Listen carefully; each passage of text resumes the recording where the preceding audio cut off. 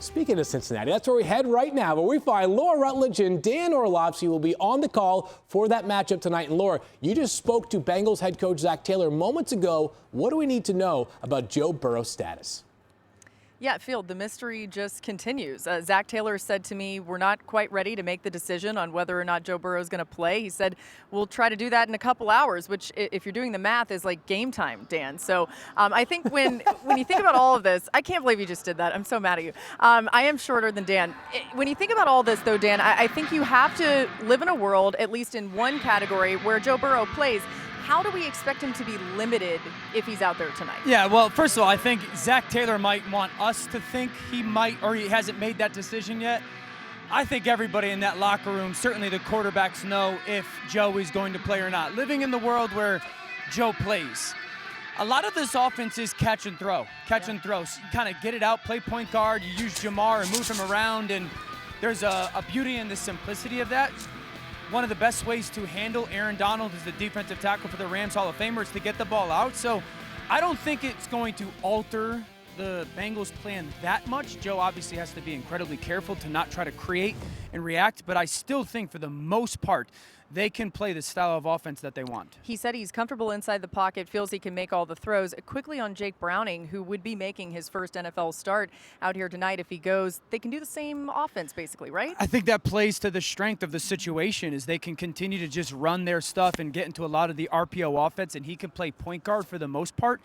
I don't believe that they think that Jake gives them a better chance to win, but I think they believe that if he has to play and their defense plays up to the level that we've expected to, that they can win the football game as long as Jamar and T. Higgins play like #1 receivers. Of course, we will keep you updated on all of this in the lead-up, but we have some other really important business to take care of right now. Our dear friend, Mina Kimes, her last show before maternity leave is tomorrow. And Mina, we are going to miss you like crazy. We wanted to just send you some thoughts, maybe a little bit of advice, too, before you become a mom.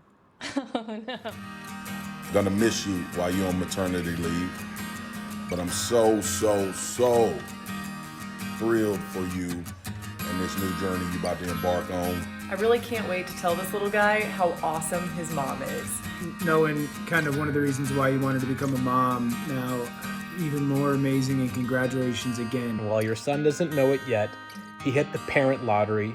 He's so lucky to have you as his mom. This kid is so lucky to have you. You know we're gonna hold it down till you get back.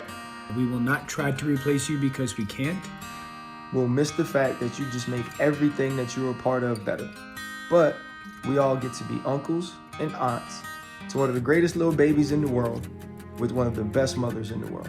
Make sure it's a D lineman. I cannot wait to laugh about all the silly things that happen, trying to juggle all of this, to compare notes, and just to cheer you on. NFL Live ain't the same without you, but we know you'll be back. Much love. Let's just do game picks now. We love you, Mina. Is she crying? Yeah. Oh, you guys are the best, and you are my parenting role models, all of you. So. We can't. Yeah, we're actually thunderstruck out here because we got like an electric Mina, guitar going on. congrats. We're going to miss you. Which, by the way, is so appropriate because that would happen while we're trying to do something nice for Mina. Either way, we love you so much, and we can't wait for this exciting new chapter for you. Just rooting you on so hard. Yeah, just make sure you text message me about personnel stuff. She might be a little busy, Dan. That much is for sure. Mina, oh my gosh, we are all so thrilled for you. I guess we'll let you get to work for one last segment here and some game picks. Monday Night Football doubleheader. Let's start with the Eagles and the Bucks. Who you got? I got the Eagles. Baker Mayfield has played very well through the first 2 weeks of the season, particularly under pressure. However, I think the Eagles.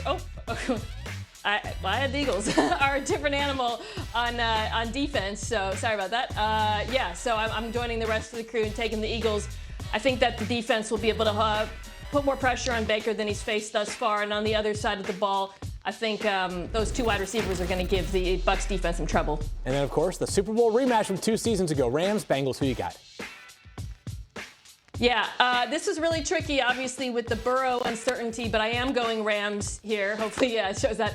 And it's not because of Joe Burrow. It's because of Matthew Stafford. He is absolutely balling out so far this season, along with, of course, Puka Nacua and Tutu Atwell. I think Sean McVay has done a fantastic job of calling this offense. I expect that to continue against the Bengals defense. It's been a little bit iffy in terms of getting pressure. You know, Mina, if I was having a son very soon, I would strongly be considering Puka as a first name based off how he has carried my fantasy squad in the first 2 weeks of the season. We all love you here at NFL Live. We are so thrilled for you and your family. Good luck with everything. You are going to be as great of a